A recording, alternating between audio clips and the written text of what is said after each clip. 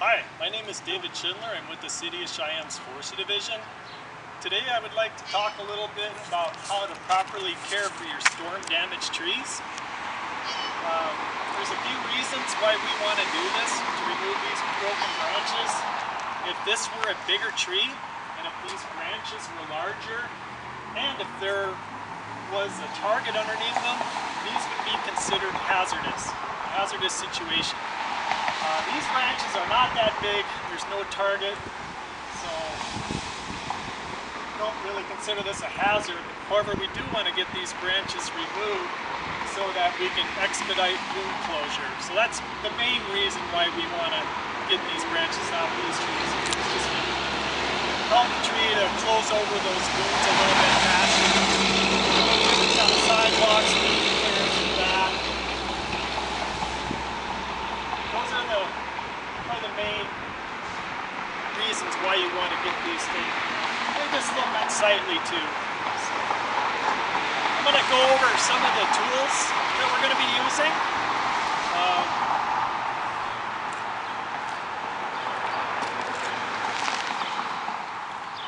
Basic hand pruner. This is a bypass type. I'm going to be using this on branches that are less than 1 inch in diameter. They do sell anvil type hand pruner, but it's preferable to have the bypass. Basic pruning saw or hand saw. And this I'm going to be using for branches that are between, let's say 1 to 3 inches in diameter. These saws are designed for cutting branches. This is a regular hand saw for cutting boards, 2x4s and whatnot, and you can see the difference in the teeth. These teeth here are much larger. They're ground on 3 sides. This saw cuts on the pull stroke. This saw here cuts on the push stroke. So big difference. If you have quite a few trees that you're going to be doing, I would recommend getting one of these hand saws. You can get them at any home and garden center for probably around 30-40 bucks for a decent pair. So yeah, this one I'll be using on branches 1 to 2, 3. If I get into bigger branches, 3, 4, I'm going to use this hand saw. And if I get into even bigger wood, that's where I'm going to be using the chainsaw. Just a word of caution on the chainsaw. If you have never used a chainsaw before, this really is not the time or the place to learn how to use one. So I would recommend leaving this to the professionals to do, or somebody who has chainsaw experience. Those are some of the basic tools that we're going to be using.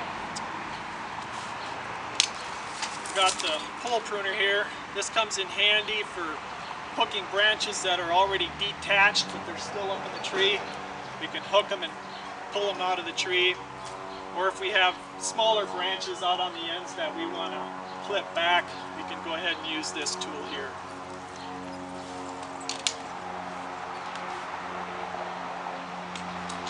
I did an inspection of the trees. I inspected for fire blight. These are flowering crabs. They can get fire blight.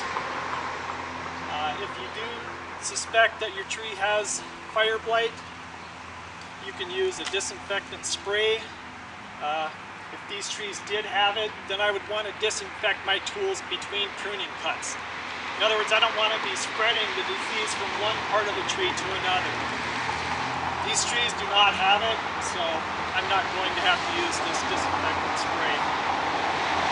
Another thing you can do for disinfecting your tools if you suspect that your trees have fire blight is you can use a bleach solution, and that would be 9 parts water to 1 part bleach to disinfect your tools. I'd like to show you some of the personal protective equipment that I'm going to be using. Got my hard hat, ear protection, gloves, and then eye protection. So those are some of the tools that I'm going to be using, personal protective equipment.